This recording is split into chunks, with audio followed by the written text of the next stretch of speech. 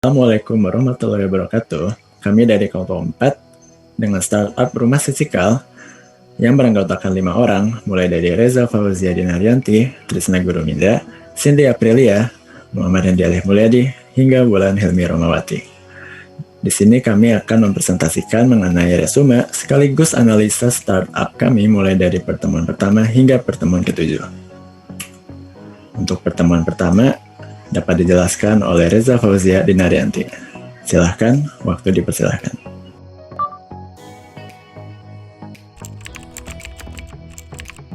Ya, terima kasih kepada moderator. Saya Reza Fauzia Dinaryanti akan membahas mengenai pertemuan 1 dengan judul Perkembangan E-commerce dan Bisnis Informasi. Nah, yang pertama, kita ingin tahu apa definisi dari e-commerce. E-commerce merupakan transaksi komersial antara organisasi dan individu. Kemudian kita ingin tahu apa definisi dari e-business. E-business merupakan kegiatan bisnis yang dilakukan secara otomatis serta semi-otomatis dan dilakukan dengan menggunakan teknologi elektronik. Nah, apa sih perbedaan dari e-commerce dan e-business? Perbedaannya itu terletak di e-business itu tidak ada transaksi komersial atau jual beli seperti di e-commerce. Kemudian ada business significance of e-commerce. Nah, si business significance ini terbagi menjadi 3 bagian. Yang pertama, business perspektif, teknologi perspektif, dan society level major issue. Kalau business perspektif itu, e-commerce akan selalu bertumbuh, sedangkan teknologi perspektif itu, e-commerce akan menggunakan teknologi-teknologi yang terus berkembang. Sedangkan untuk society level major issue, adanya perkembangan teknologi membuat pengguna data takut data pribadi mereka akan tersebar atau bocor. Selanjutnya, ada the unique feature of e-commerce technology. Unique feature ini memiliki 8 fitur, yaitu ubiquity. Ubiquity itu kita bisa transaksi di mana saja dan kapan saja. Contohnya kita bisa check out barang belanjaan kapanpun dan jam berapapun. Kemudian ada global reach. Kalau global reach itu kita bisa mengakses e-commerce oleh seluruh orang yang ada di dunia. Nah, contohnya kita bisa pesan barang dari luar negeri. Nah, kemudian ada universal standard. Kalau universal standard ini merupakan ukuran yang distandarisasi. Contohnya, ukuran size sepatu untuk laki-laki dan ukuran size sepatu untuk perempuan itu akan sama di seluruh dunia. Kemudian ada richness. Kalau richness itu merupakan keragaman potensi konten yang bisa ditampilkan. Contohnya promo-promo yang ada di e-commerce. Lalu ada interactivity. Kalau interactivity itu kita bisa melakukan interaksi secara langsung. Contohnya, pembeli itu bisa melakukan chat dengan penjual melalui kolom chat. Kemudian ada informasi density. Informasi density itu merupakan informasi mengenai produk atau jasa yang bisa didapat dengan mudah. Contohnya, di suatu produk suka ada informasi tentang barang, kayak harga, ongkir, dan kuantitas barangnya. Kemudian ada personalization and customization. Nah, ini tuh untuk memudahkan kita dalam mengklasifikasi barang. Contohnya fitur filter. Jadi kita itu bisa lihat ada kategori apa aja, harganya berapa aja, dan wilayah mana aja yang menjual produk itu. Nah, yang terakhir ada social teknologi. Nah, social teknologi ini e-commerce itu bisa jadi sosial media juga gitu, karena bisa dilihat sama semua orang. Contohnya, kita bisa lihat barang yang dijual di luar kota. Kita juga bisa lihat berapa wishlist yang ada di produk kita. Kemudian, ada jenis-jenis e-commerce. Jenis-jenis e-commerce ini ada 6. Yang pertama ada B2B. B2B itu business to business. Contohnya Alibaba. Kemudian ada B2C. B2C itu business to customer. Contohnya itu Shopee. Nah, yang ketiga itu ada C2C. Customer to customer. Contohnya itu jual beli di OLX atau di FJB, Kaskus. Nah, kemudian ada social commerce. Kalau social commerce itu contohnya di Instagram itu kan kita banyak yang suka jualan tuh punya toko di Instagram. Nah, terus ada mobile commerce. Kalau mobile commerce itu contohnya online transaksi yang bisa dipakai di HP. Contohnya itu kayak Tokopedia, Shopee, dan OLX. Nah, yang terakhir itu ada local e-commerce. Jadi kalau local e-commerce itu berasal dari lingkungan yang sama atau daerah setempat. Contohnya yang jual-jual barang lokal.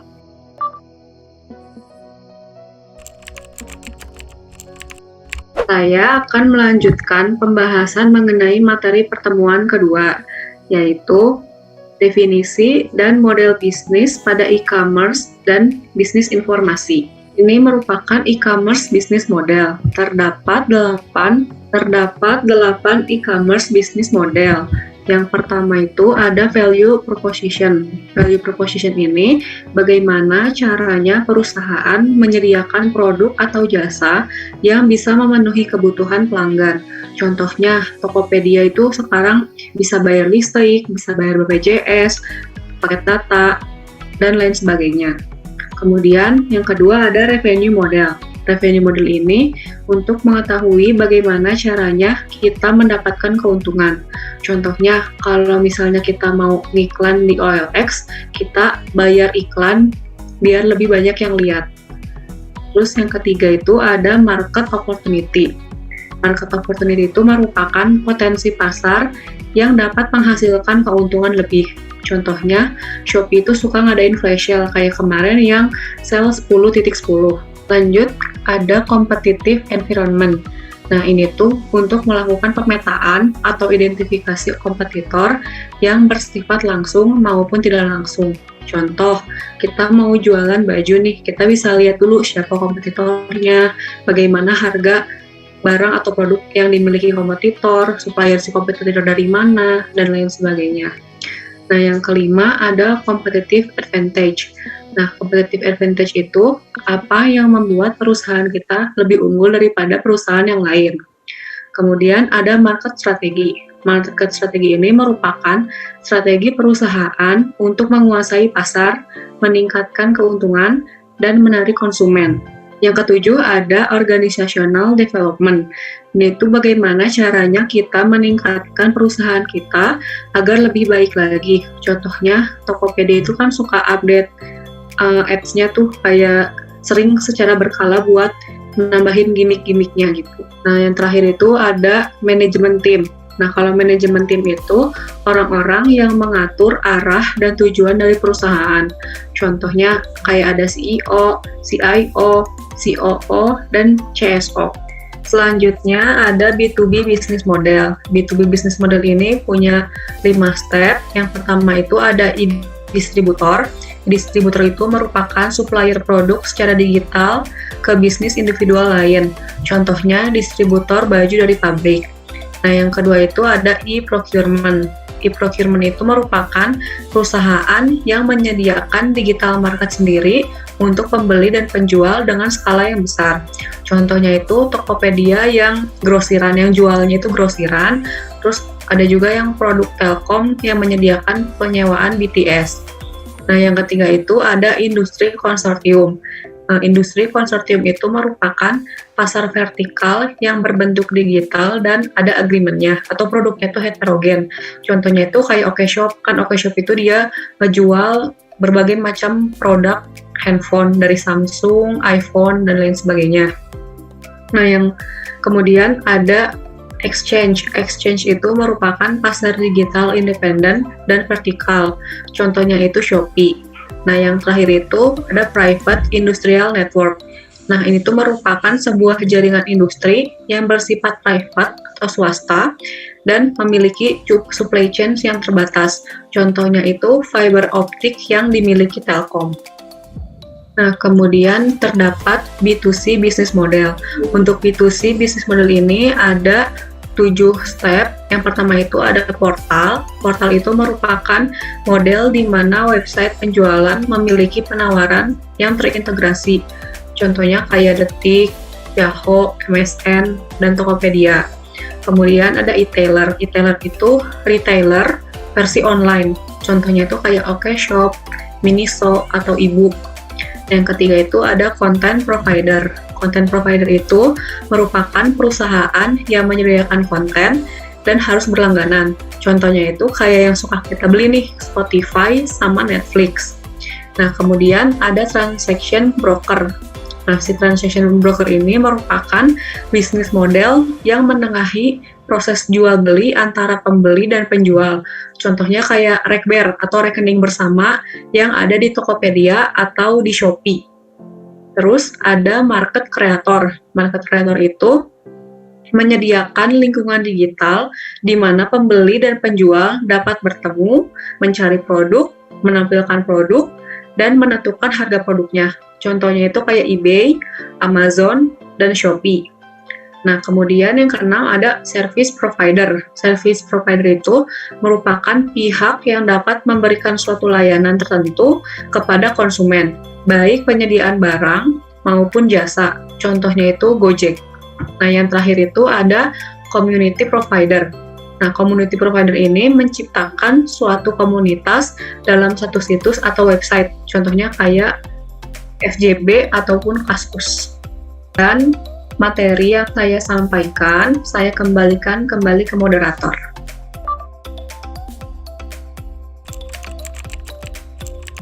Bakat pencarian yang paling tinggi pada grafik Google Trends. Kemudian di sini kami juga melakukan identifikasi menggunakan Google Keywords Planner akan siapa saja kompetitor bisnis yang mungkin menjual produk seperti startup kami, Rumah Sisikal. Kata kunci yang dicari merupakan pakaian anak laki-laki, pakaian anak perempuan, baju anak perempuan, dan merek baju anak. Setelah itu, Google Keywords Planner akan memberikan pencarian berdasarkan persamaan pencarian yang dilakukan oleh user pada umumnya. Selain itu, SEO juga sangat memengaruhi hasil kompetitor Google Keywords Planner. Kemudian di sini kami melanjutkan analisa dengan menggunakan SpyFu dan link kompetitor yang didapatkan dari Google Keywords Planner pada slide sebelumnya. Pada contoh di atas, kami menggunakan sorabaya.com yang menjual produk pakaian anak. Di sini SpyFu mampu memberikan berbagai macam insights yang sangat berguna untuk dipelajari bisnis lainnya yang hendak menjual produk yang sama. Insights tersebut berupa banyaknya klik yang dihasilkan pada Google Search Engine selama beberapa bulan terakhir. Peringkat SEO saat ini, kata kunci yang sering digunakan untuk mendapatkan link Sorabaya tersebut, dan berbagai insights lainnya.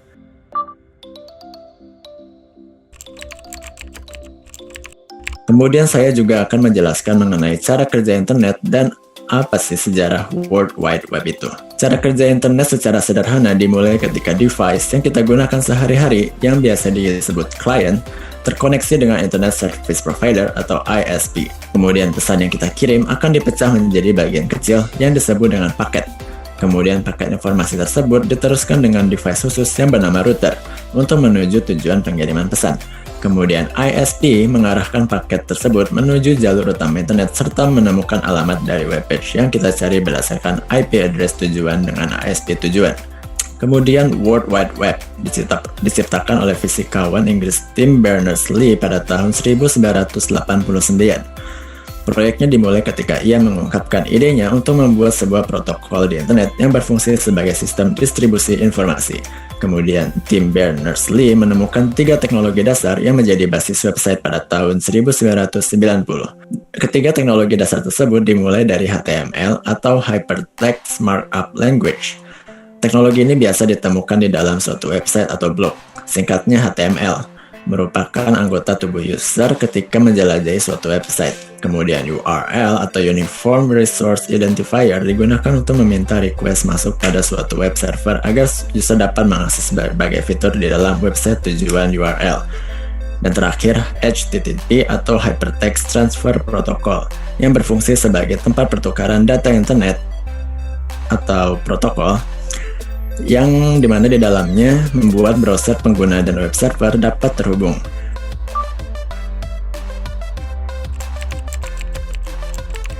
Terima kasih kepada moderator atas waktunya. Saya Cindy Aprilia, saya akan menjelaskan pertemuan keempat, yaitu pengembangan website e-commerce. Nah, yang pertama ini ada SDLC, SDLC itu adalah System Development Life Cycle, ya, di mana metodologi untuk memahami tujuan bisnis dari sebuah sistem. dan membuat desain solusi sesuai dengan kebutuhan. Nah, SDLC yang pertama itu ada perencanaan atau analisis sistem. Tahap ini di mana kita harus mengidentifikasi tujuan bisnis, fungsionalisasi sistem dan kebutuhan sistem. Nah, tahap SDLC itu ada yang pertama ada desain sistem. Desain sistem ini dapat dibagi menjadi dua, yaitu logical design dan physical design. Nah, logical design itu menjelaskan proses bisnis yang ada pada website e-commerce. Yang kedua itu physical design. Physical design itu rencana hardware, software, pendukung, dan koneksi telekomunikasi yang diperlukan untuk membuat website. Selanjutnya ada pengembangan sistem. Nah, pengembangan sistem ini memiliki dua komponen penting, in-house dan outsource. Nah, in-house itu kita dengan sendirinya menyediakan dan atau melakukan, lalu outsource itu memanfaatkan jasa atau produk dari vendor di luar perusahaan. Nah, saat ini kita juga bisa mengembangkan website kita dengan menyewa jasa programmer dari luar perusahaan atau mengangkat pegawai yang memiliki skill. Nah, tetapi jika kita menyewa programmer dari luar itu memiliki kekurangan, yaitu banyaknya biaya yang dikeluarkan.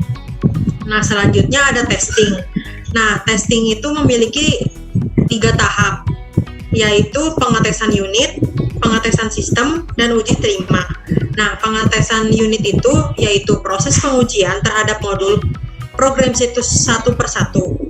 Nah, selanjutnya pengetesan sistem. Nah, pengetesan sistem ini menguji sistem keseluruhan dengan cara yang sama seperti yang digunakan pengguna pada saat menggunakan situs web kita. Nah, kalau uji terima itu, di mana personel dan manajer utama itu dalam pemasaran, produksi, penjualan, dan manajemen umum benar-benar menggunakan sistem sebagaimana diinstal pada internet uji atau server intranet.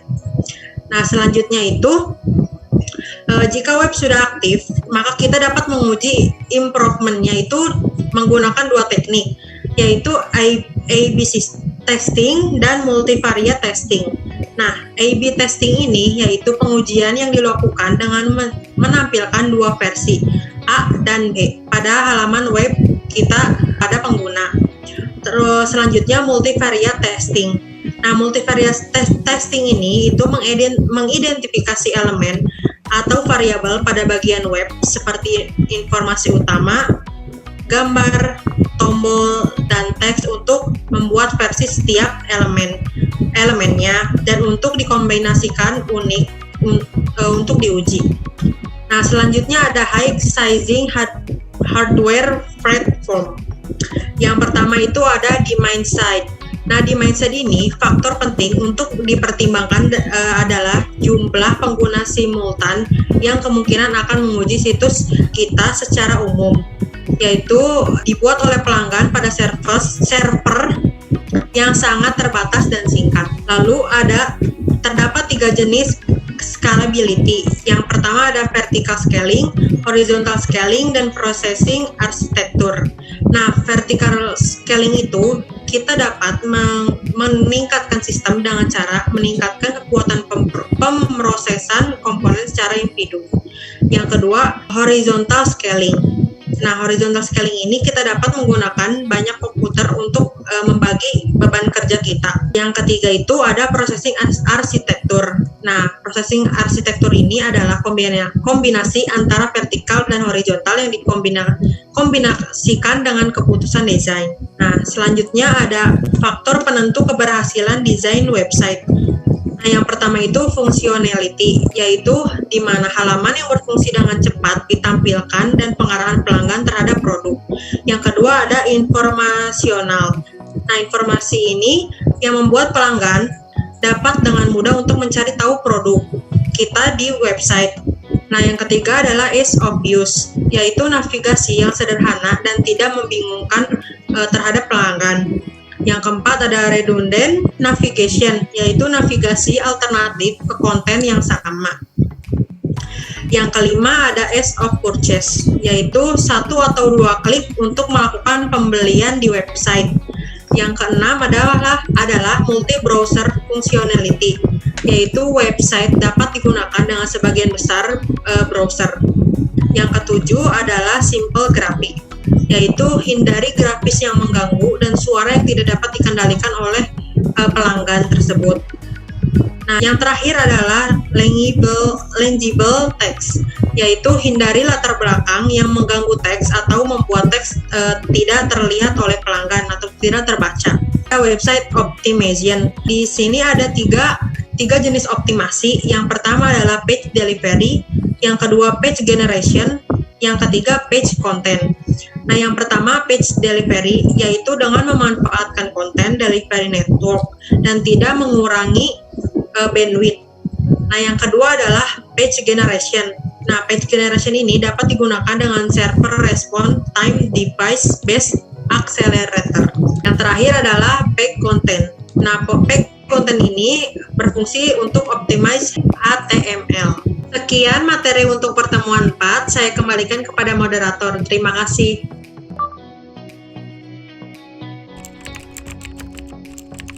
Saya Wulan Hilmi Rahmawati akan membahas mengenai pertemuan 6, akan membahas mengenai materi 6 tentang alternatif sistem pembayaran online dan kemampuan pada sistem e-commerce. Yang pertama, kita akan membahas mengenai Bitcoin. Bitcoin merupakan mata uang digital yang dapat dikirim melalui internet yang tidak diatur oleh negara manapun. Bitcoin memiliki kelebihan daripada uang konvensional. Yang pertama, karena Bitcoin ini dapat dikirim kemana saja melalui internet tanpa melalui bank atau lembaga clearing. Yang kedua, biaya transaksi yang lebih murah. Dan yang ketiga, dapat digunakan di mana saja, baik di dalam maupun di luar negeri. Yang keempat, untuk Bitcoin ini dapat menggunakan rekening yang tanpa perlu dibekukan atau tidak bisa dibekukan.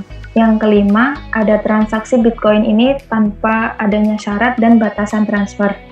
Bitcoin ini sangat mudah digunakan karena hanya dengan menjalankan aplikasi gratis, yaitu Bitcoin Miner, yaitu penambangan Bitcoin dengan aplikasi komputer.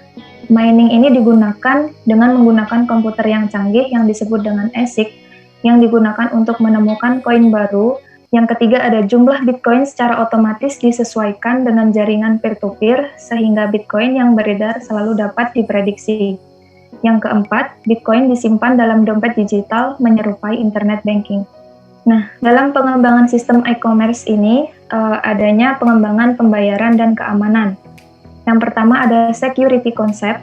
Konsep keamanan ini dibahas secara khusus karena semakin sering terhubung pada jaringan, maka informasi yang kita simpan dalam komputer akan terbuka dan memungkinkan data dapat diakses oleh orang lain. Yang kedua ada security dimension.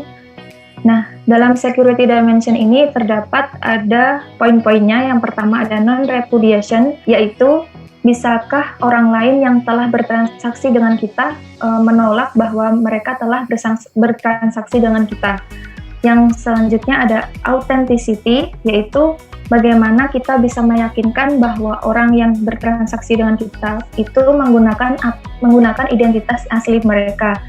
Yang ketiga ada confidentiality, yaitu apakah orang lain selain yang kita kirimkan pesan itu dapat membaca pesan atau buka data rahasia. Nah, untuk integrity, yaitu apakah informasi yang kita kirimkan atau kita terima telah diubah atau diotorisasi oleh orang lain.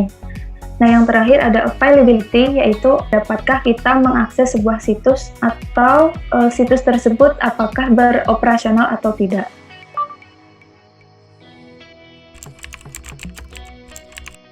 Baik, terima kasih kepada pihak moderator yang telah memberikan saya, Trisna Guruminda, kesempatan untuk menjelaskan secara detail kepada saudara-saudara sekalian mengenai materi pertemuan minggu ke-7 yang membahas mengenai Network Infrastructure Development. Di sini ada model yang paling sering digunakan untuk memetakan mengenai network infrastructure, yaitu ada model Hough model. Nah, di sini ada 4 layer ya. Layer pertama disebut dengan Network and Edge layer. Di sini ada teknologi substrat yang membentuk infrastruktur internet yang ada saat ini, seperti fiber optik dan wireless. Yang kedua, ada layer Transport Rules. Ini adalah layer yang memuat mengenai protokol-protokol yang tersedia di internet saat ini, yaitu protokol seperti IPv4, IPv6, dan TCP. Yang ketiga, ada layer middleware yang berfungsi mengikat antara layer 2 dan layer keempat, dan fungsinya biasanya terfokus kepada autentikasi dan managing files. Nah, dilanjutkan ke layer yang paling atas, ada layer application. Ini merupakan layer yang paling dekat dengan user atau klien. Contohnya adalah seperti layanan web, email, dan video. Selanjutnya saya akan membahas mengenai Internet Network Architecture secara general ya. Nah, di sini ada backbone komponennya, yaitu backbone adalah komponen dasar atau utama yang menyambungkan seluruh internet di dunia saat ini. Biasanya terdiri oleh kabel fiber optik yang dimiliki oleh NSP atau Network Service Provider. Yang kedua ada regional hubs atau yang sering disebut sebagai Internet Exchange Point atau IEP. Ini adalah titik di mana backbone saling terhubung baik secara lokal maupun regional. Dan yang terakhir bisa kita lihat ada domain lokal ISP atau Internet Service Provider, adalah pihak yang menyediakan akses internet ke pihak klien seperti kita, rumah-rumah maupun pihak bisnis. Nah, meskipun internet telah berkembang selama 2 dekade lebih, tetap saja internet yang sekarang mempunyai beberapa batasan.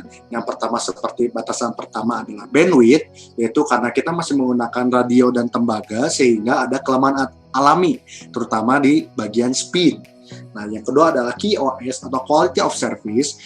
Di sini maksudnya adalah pihak ISP belum ada yang berani menjamin speed tertentu stabil seterusnya dengan membayar biaya lebih, karena jujur saja speed internet terkadang ngedrop ketika melakukan keperluan yang tinggi seperti video conference atau video streaming.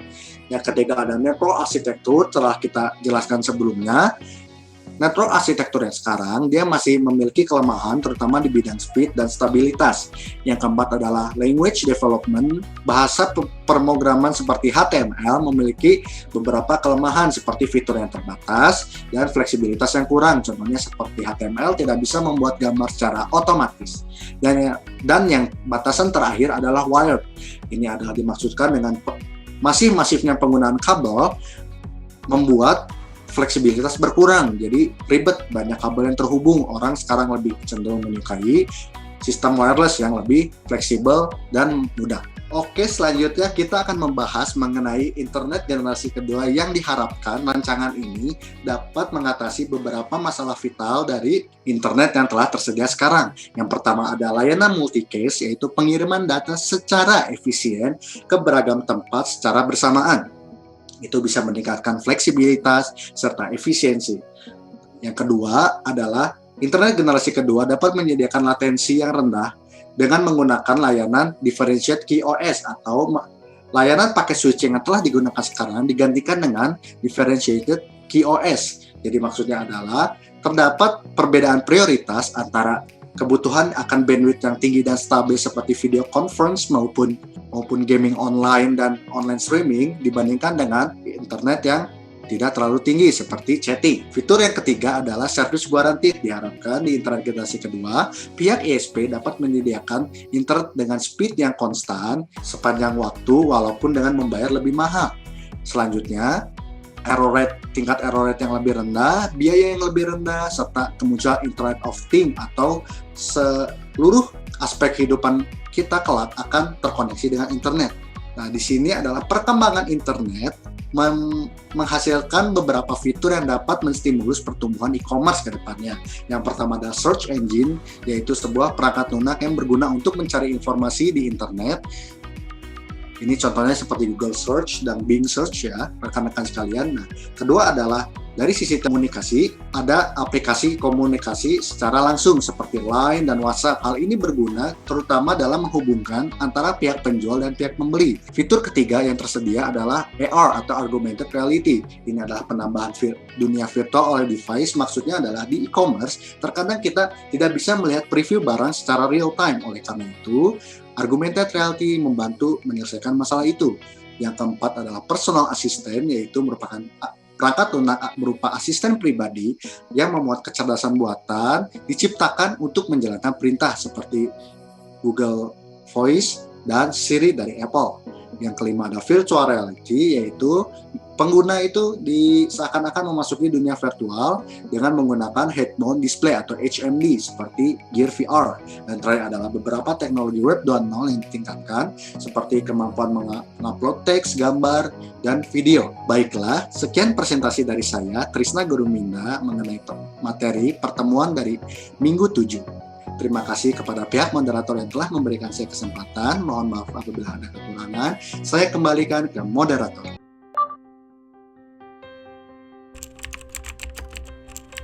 Di sini saya akan menjelaskan mengenai analisa insights rumah si Cikal pada platform Shopee. Seperti yang terlihat pada gambar di atas, bahwa terjadi penurunan serta peningkatan penjualan dan pemesanan yang sangat signifikan di antara kedua bulan tersebut, yaitu bulan September dan Oktober. Pada bulan Oktober tercatat bahwa penjualan turun sebesar 18,21%, sedangkan pemesanan turun sebesar 7,56% dibanding bulan sebelumnya. Namun, total pengunjung dan produk yang dilihat memiliki kenaikan yang cukup signifikan sebesar 4%. Selain itu, pada gambar di sebelah kanan, terdapat beberapa produk yang menjadi produk unggulan selama penjualan beberapa bulan terakhir, yang dimana Chino Junior Pants memiliki tingkat atau peringkat yang sangat tinggi untuk menjadi sasaran pembelian oleh konsumen. Berikut merupakan statistik pengunjung dari Rumah Si Cikal periode bulan September hingga Oktober tahun 2020. Bisa kita lihat, pada bulan Oktober terjadi peningkatan di 3 kategori dari bulan sebelumnya, yaitu total pengunjung, chat yang tidak dibalas oleh seller, dan kecepatan seller dalam membalas chat. Namun, terjadi penurunan di 7 kategori dari bulan sebelumnya, yaitu jumlah chat, pengunjung yang bertanya, chat yang dibalas oleh seller, total pembeli, pesanan, produk, dan penjualan. Selanjutnya, terdapat bukti interaksi antara seller dan konsumen mengenai ketersediaan barang maupun informasi mengenai stok produk yang kosong.